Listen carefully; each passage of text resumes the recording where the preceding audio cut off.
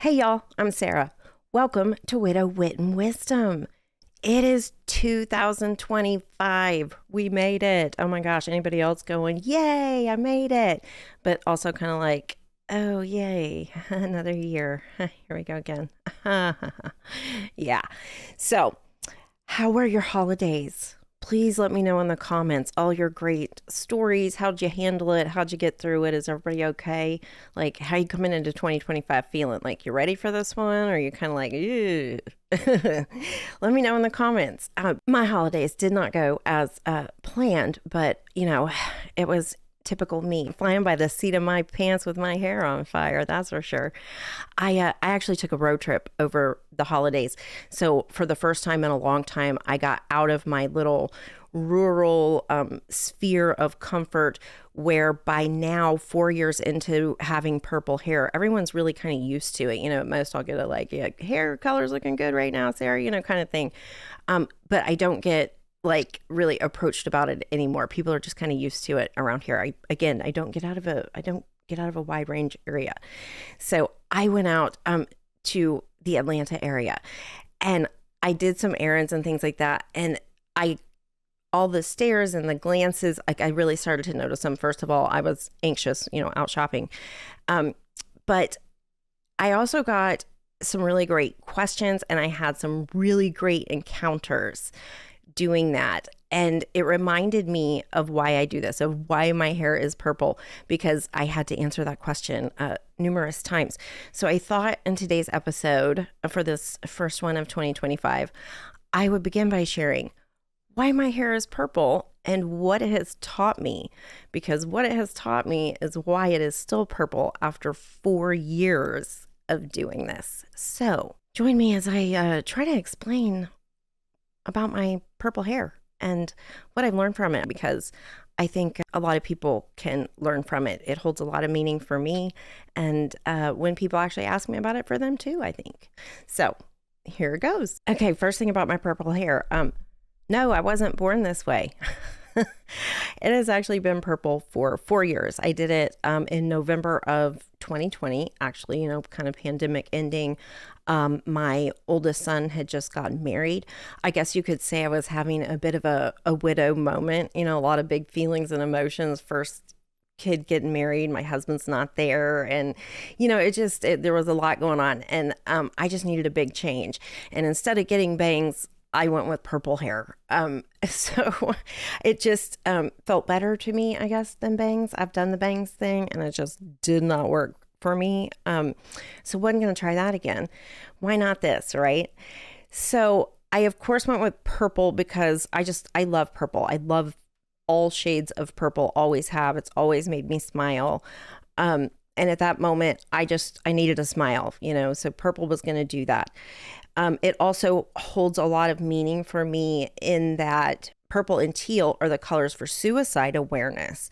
And I lost my husband 8 years ago to suicide. And at that point, it had been 4 years. And also purple is the color for dementia awareness. And I lost my mom 3 years ago after an absolutely beautiful, epic 25-year battle with dementia. So purple holds so much meaning for me. And if I was going to make some big, bold change, it was going to be with a color that meant something to me. Okay.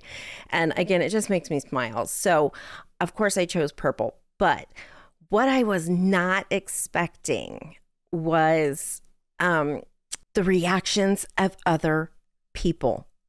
You see, when I did this, I did it because I needed something to make me smile. I'd been a widow for 4 years. I just needed to be able to have something to smile about every day. And purple hair was going to do that for me. And it did. But I was not expecting the attention that it drew to me. Again, I'd been a blonde for 45 years. I had no idea what it was to stand out like this. I really kind of thought it was going to be like a do not approach sign, like our purple fence posts here in Texas that mean like no trespassing. Like I thought it was going to be like that. Instead, people approached me. They would stop me and say, "Oh, I love your hair," or ask me, "You must really like purple," or something like that. And at first I was like, "Oh my gosh, what is happening?" Because I'm not the approachable person. If I am out in public, I just want to get through the damn store. Like I'm not trying to start conversations. And all of a sudden, I didn't blend in, and people were starting conversations with me. But man, I had some really, really great encounters, just kind of early on connecting with people. And so while I hated the attention of it, it was kind of a nice way for me to connect with people again. Because within that first year, one of the best stories, and why I just continue to do it, because I had kind of told myself I was going to do it for, like maybe a year, like people will change their hair or shave their head or whatever. Like I'll do it for a year and then change it, right? In September of 2021,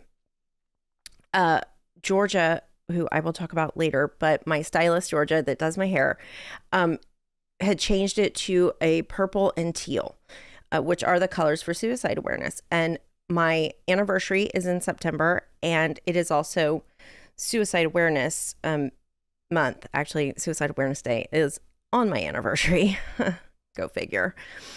But we had changed it to purple and teal, and I loved it. I kind of wasn't necessarily thinking on a daily basis about it being those colors at that point. I was just like, I really love it. It looks great. But a few days before my anniversary, I was kind of feeling, I don't know if other widows get this, but I was kind of feeling like a little bit down, like you really I started to miss him. I started to think about him a lot. I was really kind of dreading the anniversary coming up and, down, but I had to get out and go to the store. Like I was just out of everything and I had to go to the grocery store.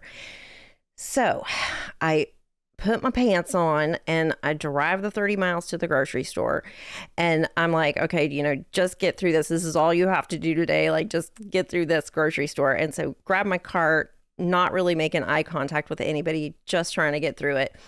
And I did notice pretty early on, in one of the first aisles I was on, a lady like noticed me, like see me and give me like that kind of like, oh, like surprise look, which I get that all the time. And I just like ignore unless you approach me. I pretty much like will ignore you. I may smile and nod and like, hi, but that's it. And I saw her see me, but she didn't like approach me or anything. So I just kind of smiled and kept walking.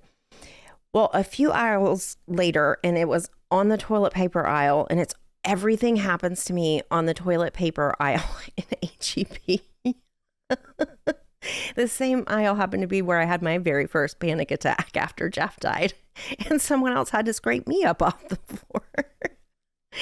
But I was standing there and I just wanted to get down this stupid aisle, grab my toilet paper and be gone, right? And so I'm coming down it, but I see that she is too. And we make eye contact and I kind of smile and I notice she hesitates and she approaches me. She's like, "Your hair is so beautiful." And I was like, "Thank you. I really appreciate that." And I'm thinking we're done. And she kind of hesitates again. And her eyes are kind of welled up with tears. And she says, did you lose someone to suicide? And I was a little bit stunned, like, again, I wasn't thinking about it. And I was like, yes, I did. And I said, I lost my husband. And she just bursts into tears. And she said, I knew you knew. She's like crying her way through this. And I'm kind of a little bit appalled. And she said, when I saw you today, she's like, I knew that you had lost, like you knew.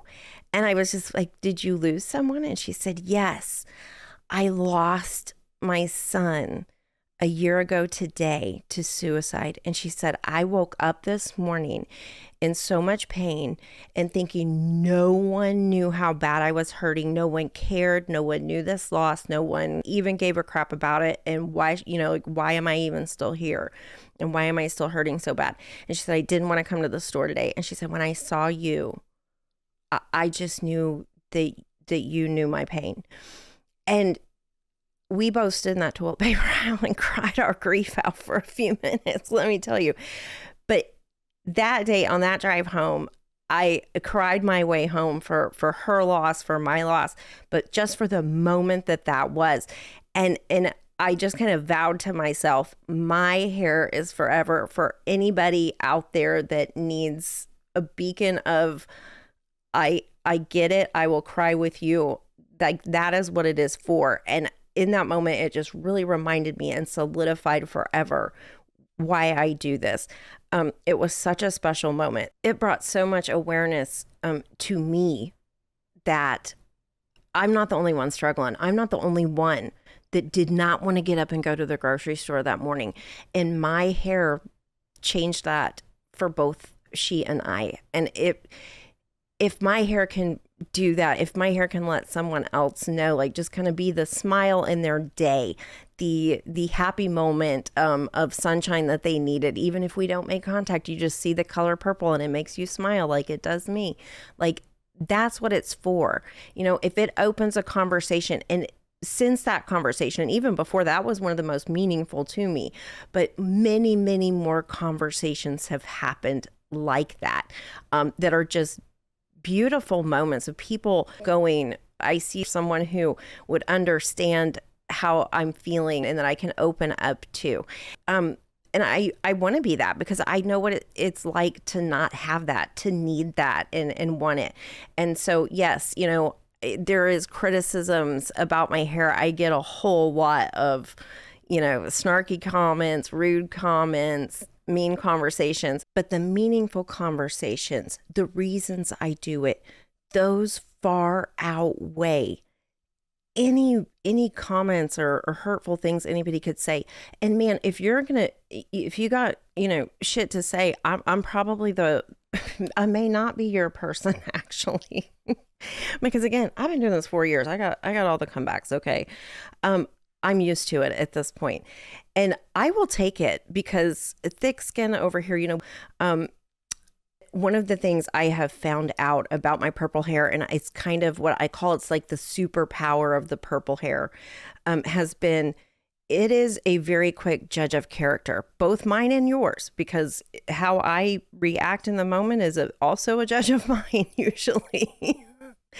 But it tells me everything I need to know very quickly, like how people react to me or the things they say to me about my hair, or the questions they ask, kind of shows me who they are. And as a widow, I just have learned I don't waste my time on certain people, things, and situations. I just don't have the energy for it. You know what I mean? Like I have better things to do than this, better memories to make. And also the part of me that gave a crap about what anybody else thinks about me, my hair, or anything else burnt up in the hellfire of widowhood. Okay. So if you want to come at me with your snarky comments, your, you know, rude crap, at this point, I'm just like going to be truthful with you. I will try not to be hurtful as best I can, but I will be truthful. I mean, if you can't take it, don't dish it, right?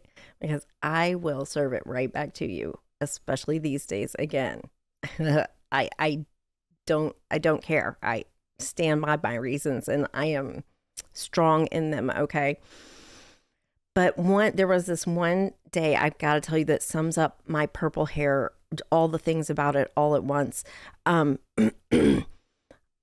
I woke up one day I was feeling good. You know, I was having one of those really positive days where like, I felt good about life for once. And as a widow, those days are like so rare. And so it was like, I'm going to get stuff done today. My hair had come out of the messy bun, like all perfectly curled like it did today. I didn't have to touch it. You know, I was like, all right, I'm going to go out and do things, put on a cute sundress, feeling good about myself, but you know, still like, I mean, I was going to run errands, but I still wasn't going to like talk to people, but I felt good about me that day.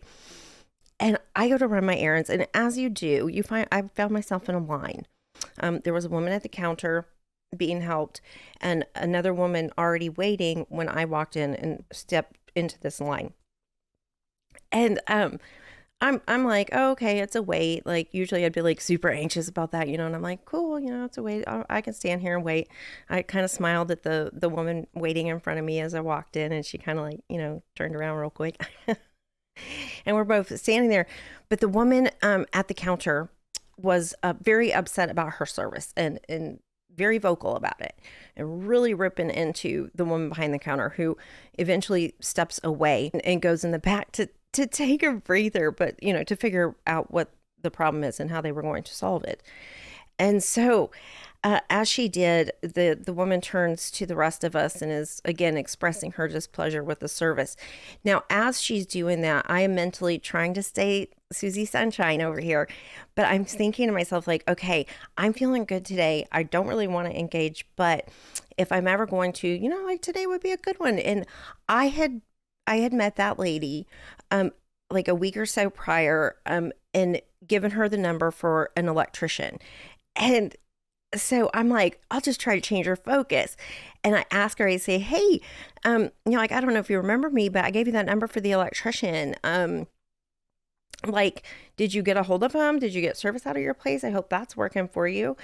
And she's like, yeah, she had real positive things to say. And so I'm like, yay, I changed her focus. Go me, oh my God, y'all, I was wrong.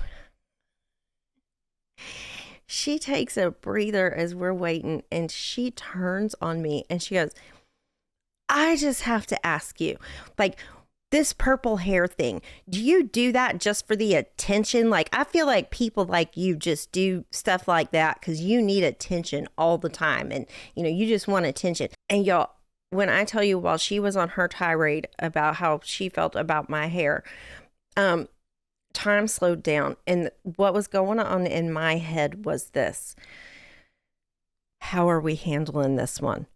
Are we choosing piece or postal? Like, what are we doing here? Or what are we going to say?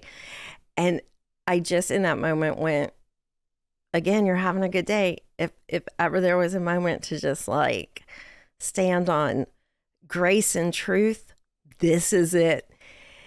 And so when she comes up for air, and both she and now the woman who's waiting in front of me, because she's dead curious, thinking like, she wants this question answered too, that I do this for the attention. And so I kind of make eye contact with both of them and smile at them both. And I say, I can totally understand where you're coming from with that. Like, I get that probably people do that, and that a lot of people probably enjoy the attention behind it. I said, I don't necessarily enjoy the attention. I said that I found that rather shocking.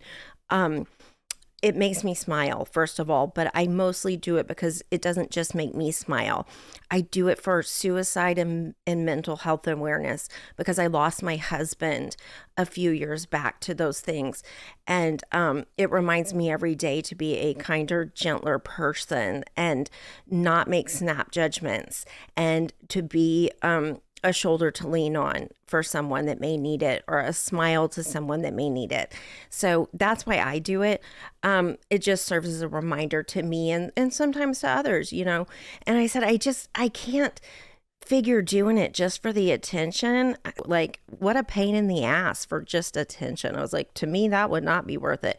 And y'all, the way her mouth dropped to the floor, like, and she starts backpedaling, and she's like, oh, no, I really love it. Yours is great. I totally understand that. I work in the mental health field. Bless those people's hearts. Am I wrong? And she's like, I didn't mean you. Yours is really pretty. And I'm just thinking, that's not gonna fly. Everybody in this room knows you were judging me. You were all judging me. I answered your question. There you go. Leave it. And about that time, the girl walks back in. She gets helped and leaves. The other woman gets helped and also leaves. I had one little thing, and I head out the door. And as I did, the woman that had been in front of me was at her car.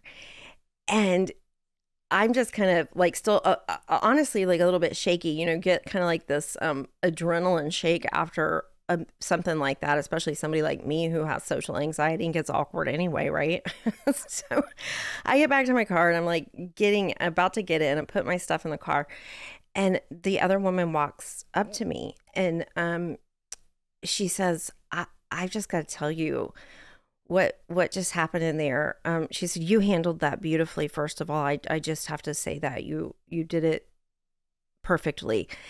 And she said, I saw that you were trying to calm the situation. And she said, I have to tell you, you really changed my mind and heart today. She said, I admit I was judging you. She said, I made a snap judgment about you. And she said, when you said what was truly behind it, she said, I will not snap judge someone like that ever again. And she said, thank you for reminding me to do that. And so it was just another one of those really powerful moments of, number one, putting somebody in their place. Like, I'm going to tell you, okay? But number two, where people took something great away from it other than I did.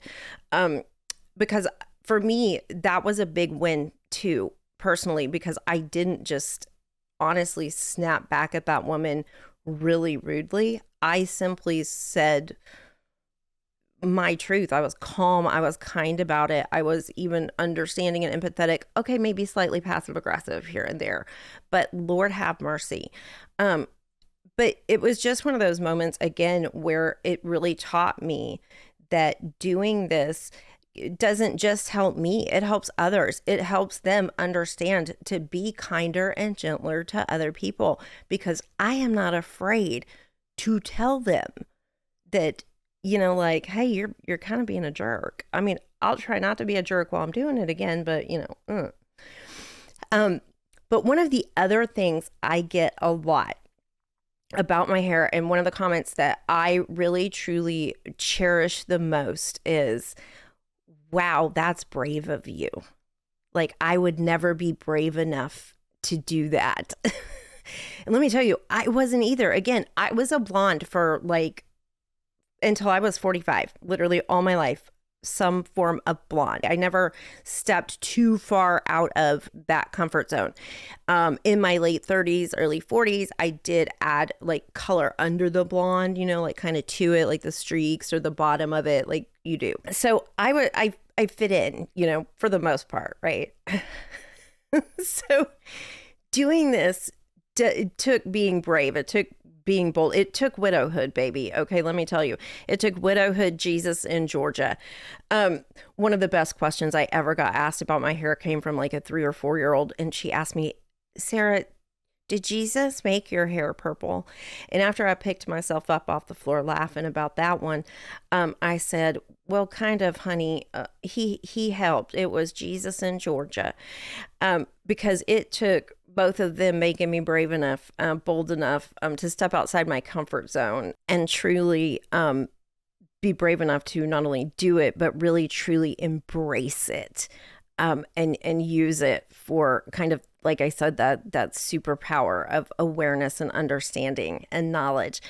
And here's what I mean by that. Jesus will love me anyway, and I always will hold that knowledge and power in my heart. He doesn't care what I look like. So, there's a little bit of brave for you. But Georgia truly made me bold enough and brave enough to do this.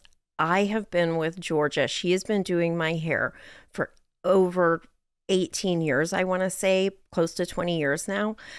She has taken me through all my blondes, through my married life, raising my sons. She's, still knows all about my sons to this day, through watching my life completely shatter with Jeff's suicide.